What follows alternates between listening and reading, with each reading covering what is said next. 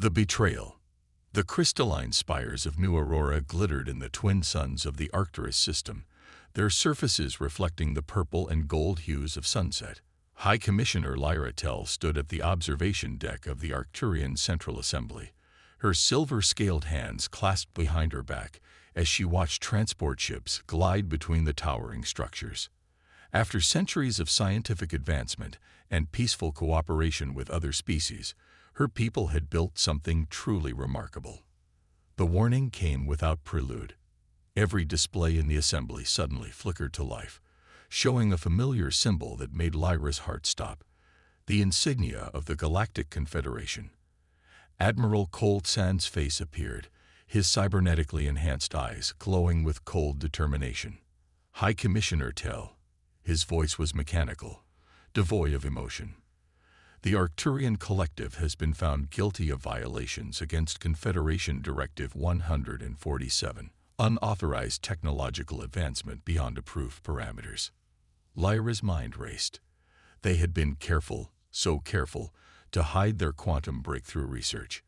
Admiral Xan, there must be some mistake. We have adhered to all. The judgment has been passed. He cut her off. The sentence is extinction. The first bombardment struck before she could respond. The assembly's shields activated automatically, but Lyra watched in horror as dozens of Confederation dreadnoughts emerged from hyperspace, their weapon systems already charging. They had bypassed all of New Aurora's early warning systems. Emergency Protocol 7. She shouted to her staff. Get everyone to the shelters. But she knew it would be futile.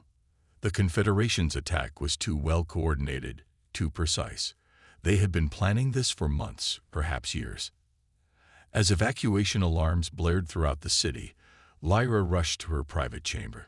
She had mere minutes before the assembly's shields failed. Her trembling hands activated a quantum-encrypted communication channel, one that officially didn't exist, one that connected to a planet the Confederation considered too primitive to be a threat.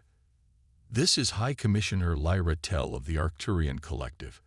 She spoke rapidly as explosions rocked the building. The Confederation has initiated a genocide-level attack against our people. We need immediate assistance. To any Earth forces monitoring this channel, we invoke Article 17 of the Aurora Accords. She paused, watching as the first shield layer failed. They don't know about our alliance. They don't know what humanity has become. Please, you're our only hope. The message sent just as the chamber's ceiling began to crack. Lyra straightened her ceremonial robes and turned to face the window. If these were to be her final moments, she would face them with dignity. Her last thought, as the Confederation's plasma beams pierced the Assembly's final defenses, was a prayer that Earth would receive her message in time. 12 light-years away, in a hidden facility beneath the Rocky Mountains, Captain Sarah Chen sat bolt upright in her chair as the quantum receiver began to ping. Her eyes widened as she decoded the message. "Get me Admiral Davidson," she ordered. "Priority Alpha 1. Within minutes, the facility's command center filled with Earth's top military leaders. They watched in silence as holographic displays showed the devastation unfolding in the Arcturus system. The Confederation's forces were methodically destroying every Arcturian settlement, their weapons turning ancient cities to ash. Admiral James Davidson, a veteran of Earth's first interstellar conflicts, studied the tactical readouts with a grim expression. How long until the 7th Fleet can respond? 6 hours at maximum FTL, his tactical officer replied. But sir, the Confederation fleet outnumbers us 5-1. Davidson's weathered face hardened. The Arcturians helped us when the Mars colonies were failing. They shared medical technology that saved millions during the Gray Plague. They believed in us when every other advanced species dismissed humanity as violent primitives. He turned to face his officers. We are not going to abandon them. Sir, Captain Chen interjected, I've analyzed their attack pattern. The Confederation's ships are powerful, but they're using standardized tactics. They've never faced our new quantum-shifted shields or the Mark VI mass drivers. Davidson nodded slowly. They think they're punishing a defenseless species for daring to advance beyond their approved limits. They have no idea they're about to face the combined might of humanity's battle fleets. He activated the command center's global communication system. This is Admiral Davidson to all Earth Defense Force commands. Implementation of War Plan Aurora. I repeat, War Plan Aurora is now in effect. Across Earth and its colonies, sirens began to wail. Warships emerged from hidden bases on Luna and Mars, and in orbital shipyards, crews rushed to their vessels, preparing for a fight that would change the galaxy forever. The Confederation had built its empire on fear and technological superiority, but they were about to learn that humanity had evolved far beyond their expectations. Earth's forces would demonstrate why you should never underestimate a species that had spent its entire history preparing for threats from the stars. As the Seventh Fleet made its final preparations for launch, Admiral Davidson sent a brief response to Lyra's desperate plea. "Hold on, old friends. Humanity remembers its debts, and we're coming to pay them in full." Humanity's choice. The United Earth Defense Council chamber hummed with tension as holographic displays showed the systematic destruction of Arcturian civilization. Representatives from every major Earth nation and colony sat in stunned silence as they watched another crystal city crumble under Confederation bombardment. Director Elizabeth Santos of the Earth Intelligence Service stood at the podium, her dark eyes reflecting the glow of tactical displays. The Confederation's attack force consists of 300 capital ships, supported by roughly twice that number in support vessels. They're using their standard containment protocol. No survivors, no evidence, no witnesses. And they have no idea we're watching. General Marcus Wong added from his seat in the military section.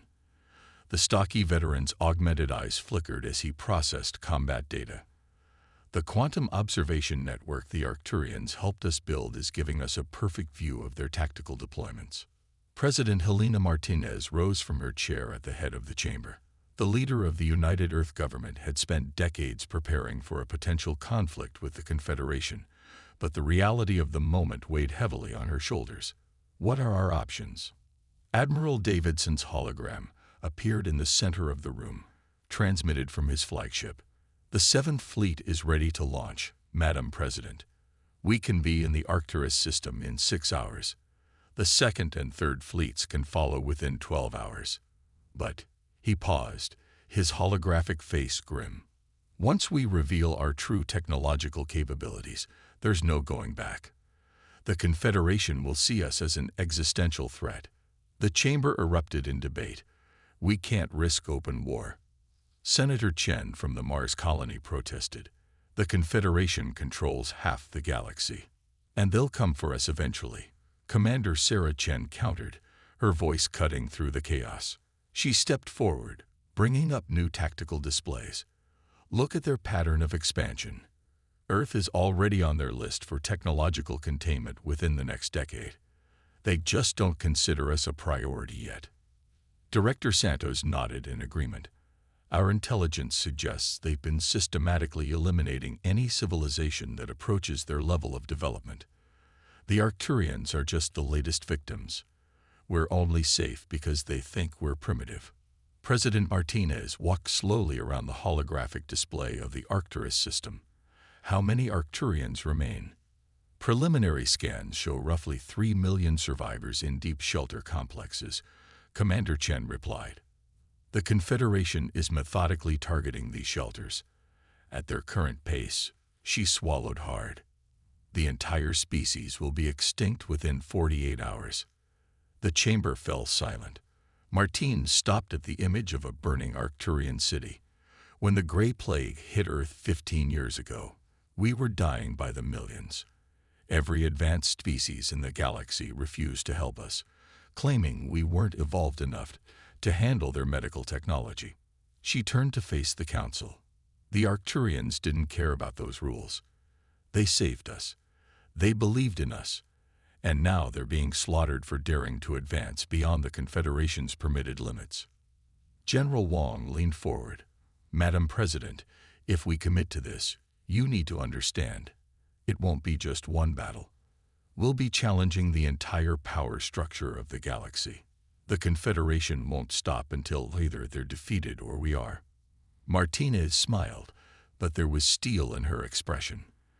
"Then perhaps it's time for that power structure to change. The Confederation believes in keeping lesser species in their place through fear and technological superiority, but they've never faced a species that turned survival into an art form. That transformed paranoia into preparation. That spent its entire history imagining and preparing for exactly this kind of threat." She turned to Admiral Davidson's hologram. "Admiral, you have authorization to execute War Plan Aurora. Show the Confederation why humanity's greatest strength isn't our technology. It's our absolute refusal to abandon our friends." Davidson saluted. "Yes, Madam President. All ships are prepped for quantum jump. We've activated the Ghost Protocol. Our entire fleet will be running silent with quantum-shifted signatures. They won't see us coming until we're right on top of them." As the council chamber emptied and humanity's forces prepared for war, Commander Chen approached President Martinez privately. "Madam President, there's something else you should know. We've detected quantum signature echoes suggesting the Confederation has an even larger fleet in reserve. This could be an elaborate trap." Martinez nodded slowly. "Probably. But that's the thing about humanity, Commander. We know when something's a trap. We just have a habit of springing them anyway, and making the trap makers regret their choices." She turned to the tactical display one last time. "Send word to all commands. Operation Thunderstrike begins in 5 hours. Let's show the galaxy what happens when you mistake humanity's patience for weakness." Across Earth's hidden shipyards and bases, klaxons sounded. Quantum drives powered up as crews rushed to their stations. In orbital weapon platforms, new technologies that had been kept secret for decades came online. And in the Arcturus system, the Confederation fleet continued their methodical extermination, unaware that they were about to face an enemy unlike any they had encountered before. Humanity had spent centuries being underestimated by the galaxy's powers. Now they would demonstrate exactly why that had been a mistake. Operation Thunderstrike. Admiral Davidson stood on the bridge of the EF's Hyperion, Earth's most advanced warship. The quantum drives hummed silently as 300 ships of the 7th Fleet maintained perfect formation in hyperspace. Every vessel ran dark, their signatures masked by technology the Confederation didn't even know was possible. 2 minutes to emergence, Lieutenant Kira Patil announced from the navigation station. The young officer's fingers danced across holographic controls, making microscopic adjustments to their quantum trajectory. "Ghost Protocol is holding steady. No indication that the Confederation has detected us." Davidson nodded, his augmented eyes scanning tactical readouts. "Status of the mass shadow array." "Charged and ready," Commander Chen replied from her tactical station. "All ships report weapon systems are hot. Mark VII mass drivers are locked and loaded with quantum-phased ammunition." The Admiral allowed himself a grim smile. The Confederation was about to learn that humanity had not spent the last century idly accepting its place as a primitive species. Every defeat, every humiliation, every dismissive comment from advanced races had only driven Earth's scientists and engineers to work harder, think smarter, and prepare more thoroughly. 30 seconds to emergence, Patil called out, receiving final tactical data from quantum observers. Confederation fleet is maintaining bombardment pattern Delta. They're completely focused on the surface. Davidson opened a fleet-wide channel. "All ships, this is Admiral Davidson. For centuries, the Confederation has used fear and technological superiority to keep other species in line. Today, we show them why that was a mistake. Today, we demonstrate that humanity's greatest weapon isn't our technology. It's our determination to stand by our allies. Execute emergence pattern Omega. Weapons free on my mark." The 7th Fleet burst into real space in perfect synchronization, appearing literally on top of the Confederation forces. The enemy's massive ships, arranged in their standard bombardment formation, had no time to react. Mass shadow array. Full power. Davidson ordered. Target their command and control nodes. The revolutionary human weapon activated, creating localized distortions in spacetime that disrupted the Confederation's quantum communications and shield systems. Their perfectly coordinated fleet suddenly found itself divided into isolated battle groups. All ships, weapons free. Davidson's voice rang across the command channel. Show them what humanity can do. The space around New Aurora erupted in chaos as Earth's fleet unleashed its full arsenal. Mark VII mass drivers fired projectiles accelerated to near-light speed, enhanced by quantum phase technology that let them bypass conventional shields. Confederation ships, their defenses optimized against energy weapons, found themselves being torn apart by kinetic impacts they couldn't stop. On the bridge of a Confederation dreadnought, Admiral Cole Sand stared in disbelief at his tactical displays. "Impossible," he muttered. "Their technology. They're supposed to be primitives." His ship rocked as another salvo of mass driver rounds struck home. "Sir," his tactical officer shouted, "their weapons are bypassing our shields somehow, and our quantum link to the fleet command network is being blocked." Kazan's cybernetic eyes widened as he realized the truth. The humans hadn't been slowly developing along the Confederation's approved guidelines. They had been preparing, innovating, and waiting for the right moment to reveal their true capabilities. Back on the Hyperion, Commander Chen called out, "Enemy fleet is attempting to regroup. Detecting power spikes. They're trying to adjust their shield frequencies." Davidson nodded. "Just as we expected. Execute attack pattern Sigma. Deploy the drone swarms." From the holds of Earth's warships, thousands of autonomous combat drones emerged. Another human innovation. These machines were controlled by quantum-linked AI systems that could react faster than organic pilots. They swarmed around the larger Confederation vessels, exploiting gaps in their defenses and delivering precise strikes against vulnerable systems. "Sir," Lieutenant Paddle reported, excitement in her voice. "The Arcturian defense grid is coming back online. They're coordinating with our targeting systems. The surviving Arcturian defense platforms, their control systems synchronized with Earth's quantum network, added their firepower to the battle." Confederation ships found themselves caught in a deadly crossfire, their traditional tactical advantages neutralized by human ingenuity and preparation. "Admiral," Chen called out, detecting multiple quantum signatures at the system's edge. "More Confederation ships incoming." Davidson's expression remained calm. "Right on schedule. Signal the second and third fleets. Execute jump now." As if answering his words, space lit up again as 400 more Earth warships emerged from hyperspace, catching the Confederation reinforcements in another perfectly coordinated ambush.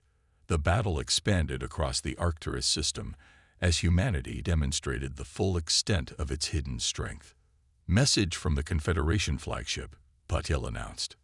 They're requesting a ceasefire." Davidson's augmented eyes narrowed. "Put them through.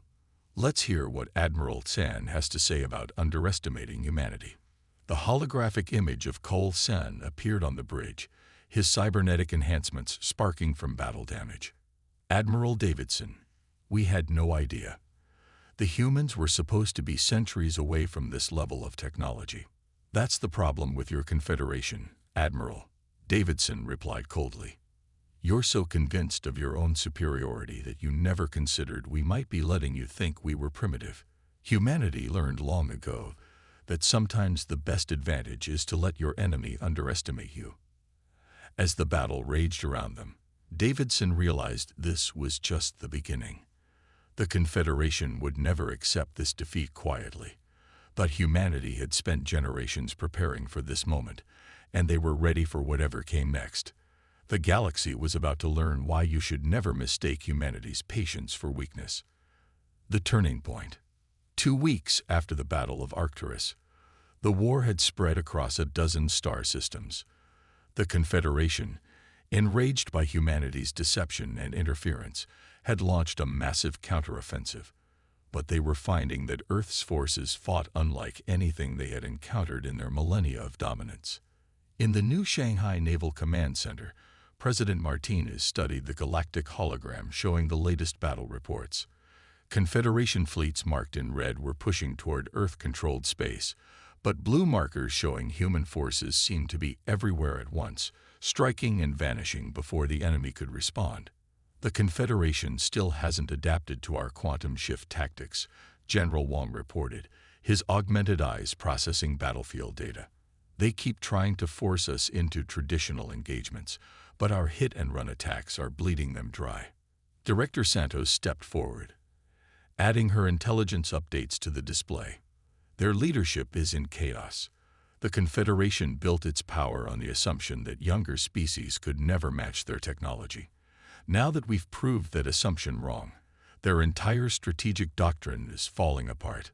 The hologram shifted to show the Arcturus system, where Earth engineers worked alongside Arcturian survivors to rebuild their shattered world. The Arcturians have shared everything they know about Confederation technology and tactics, Santos continued. Combined with our own innovations, we're staying 3 steps ahead of their response. Martinez nodded, but her expression remained concerned. And the other species, how are they reacting to this conflict? That's where it gets interesting, Santos smiled. The Confederation's iron grip on technological development made them plenty of enemies. The Centauri Collective, the Rigel Federation, even the Pleiades Consortium. They're all watching carefully. Some have already made discreet contact about potential cooperation. On the front lines, the EF's Hyperion emerged from quantum space near the Confederation stronghold of Nexus Prime. Commander Chen stood at her tactical station, coordinating with the drone swarms that had already infiltrated the system's defense grid. Their orbital platforms are still using standard encryption protocols, she reported to Admiral Davidson. The AI cores are having a field day with their command systems. Half their automated defenses are already compromised. Davidson watched as the tactical display showed hundreds of Confederation defensive satellites turning against their own ships. They still haven't figured out how we're doing it, have they? No, sir, Chen grinned. They're so used to brute force computational power that they never considered our quantum parallel processing could break their codes in real time. The AIs are running circles around their cyber defenses. The Admiral allowed himself a small smile. Humanity's greatest advantage was never our technology, Commander. It was our creativity, our ability to look at a problem from angles no one else considered. He turned to address the bridge crew. The Confederation spent thousands of years perfecting their methods of war. We spent that time imagining every possible way we might have to fight. Lieutenant Patel's voice cut through the moment. Sir, multiple quantum signatures detected. Confederation heavy fleet incoming. At least 600 capital ships. Right where we want them. Davidson's smile grew harder. Signal the 9th and 10th fleets. Execute Operation Checkmate. Space twisted as 200 Earth warships emerged from quantum space, but they weren't alone. Alongside them came something the Confederation had never seen before. Massive orbital construction platforms. Their quantum drives modify for combat jumps. Deploy the mobile fortress platforms, Davidson ordered. Show them humanity's latest surprise. The platforms unfolded in space like blooming flowers of metal and energy, each one larger than a dozen capital ships. Their surfaces bristled with weapon systems and shield generators, creating an interlocking network of defenses that no Confederation tactical doctrine had ever anticipated. On his flagship, Admiral San watched in growing horror as his fleet's careful formation broke against this new human innovation. How? He demanded of his tactical officers. How did they develop all of this without us knowing? The answer, of course, was simple. Humanity had spent generations letting the galaxy think they were primitive, using that assumption as cover to develop technologies and tactics that no one could predict. Every time the Confederation thought they had adapted to human strategies, Earth's forces revealed new layers of preparation and innovation. Back on Earth, President Martinez received word of another victory, but she knew the war was far from over. The Confederation's power structure was cracking, but they still controlled vast resources and armies. The coming battles would test humanity's resolve like never before. Yet as she watched the tactical displays showing Earth's forces fighting across the stars, she felt a surge of pride. Humanity had spent centuries being dismissed as primitive, violent, and unworthy of true galactic citizenship. Now they were proving that those centuries of isolation and underestimation had forged them into something unprecedented, a species that combined relentless innovation with unbreakable determination. The Confederation had built its empire on keeping other species in their place, but they were learning, system by system and battle by battle, that humanity had never accepted the place they were assigned. The galaxy was changing, and Earth's forces were leading that change with every victory, every tactical surprise, and every demonstration that humanity's potential could not be contained by anyone's rules but their own. A new dawn. The great hall of the Galactic Conclave buzzed with tension as representatives from 100 species gathered for the first time in centuries without Confederation oversight. The massive chamber, carved from an asteroid in neutral space, had witnessed countless debates and decisions, but never anything like this. High Commissioner Lyra Tell, one of the few surviving Arcturian leaders, stood at the central podium. Her silver scales still bore scars from the Confederation's attack, but her voice rang clear and strong. For too long, we accepted the Confederation's claim that they alone could be trusted with advanced technology, that their dominance was necessary for galactic stability. The events of the past month have proved otherwise. The holographic displays showed the latest footage from the warfront. Confederation forces were in full retreat across multiple sectors, their once invincible fleets unable to counter humanity's constantly evolving tactics and technologies. Admiral Davidson, representing Earth at the conclave, stepped forward to join Lyra. Humanity was dismissed as primitive for centuries, he addressed the assembly. The Confederation believed that by restricting our development, by keeping us isolated, they could prevent us from becoming a threat. Instead, they forced us to become more innovative, more determined, and more prepared than they could imagine.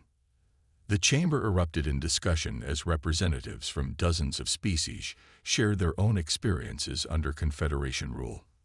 The Centauri delegate spoke of suppressed medical breakthroughs that could have saved millions. The Rigelian ambassador revealed centuries of cultural achievements hidden from the galaxy for fear of showing too much advancement. President Martinez, attending via quantum-linked hologram from Earth, watched the proceedings with careful attention. Her advisors had warned that this moment was crucial. The galaxy's power structure was shattering, and what replaced it would shape the future for generations. The question before us is not just about the war, she addressed the assembly. It's about what kind of galaxy we want to build. The Confederation's philosophy of control through fear and suppression has failed. Humanity proposes a different path. The holographic displays shifted to show the reconstruction efforts on Arcturus. Human engineers worked alongside Arcturian survivors, combining their technologies and knowledge freely. Similar scenes played out across other systems where Earth's forces had broken Confederation control. We don't seek to replace the Confederation as galactic rulers, Martinez continued. Instead, we propose a new compact, one based on cooperation, free exchange of knowledge, and mutual defense. No species should live in fear of advancement. No civilization should face extinction for daring to grow beyond arbitrary limits. In orbit above the conclave, the East Hyperion maintained watch alongside ships from 24 other species. Commander Chen stood on the bridge, monitoring the quantum defense grid they had helped other races implement. Strange to think, she mused to Admiral Davidson's hologram. Just a month ago, most of these species wouldn't even acknowledge us as equals. Nothing breaks down prejudice quite like saving someone from annihilation, Davidson replied. The Confederation's biggest mistake was assuming that keeping humanity isolated would keep us weak. They never understood that isolation just gave us time to prepare, to innovate, to imagine every possible way we might need to fight. Back in the conclave chamber, the debate continued. Some species feared moving too quickly from the old order. Others, emboldened by humanity's example, pushed for immediate and radical changes. Through it all, Earth's representatives maintained a steady message: cooperation over control, innovation over restriction, determination over fear. The final vote was not unanimous, but it was decisive. The Galactic Confederation, which had dominated space for thousands of years, was formally dissolved. In its place would rise a new organization, the Alliance of Free Species, with Earth playing a key role not as rulers, but as defenders and innovators. As the session ended, Lyra approached Martinez's hologram privately. "When I sent that distress signal to Earth, I hoped you would help us survive. I never imagined you would help us build something entirely new." Martinez smiled. "Humanity spent centuries being underestimated, High Commissioner. It taught us the value of seeing potential where others see only limits." She gestured to the gathering of species around them. The galaxy needed a reminder that true strength comes not from suppressing others, but from lifting them up, from facing challenges together rather than enforcing artificial hierarchies. Above them, Earth's ships prepared to return to their patrols, now joined by vessels from their new allies. The Confederation's remnants were still out there, clinging to their old beliefs in selected systems, but they no longer inspired fear, only pity for those who couldn't adapt to a changing galaxy. Humanity had emerged from isolation not as conquerors, but as catalysts for change. Their victory lay not just in defeating the Confederation, but in showing the galaxy a better way forward.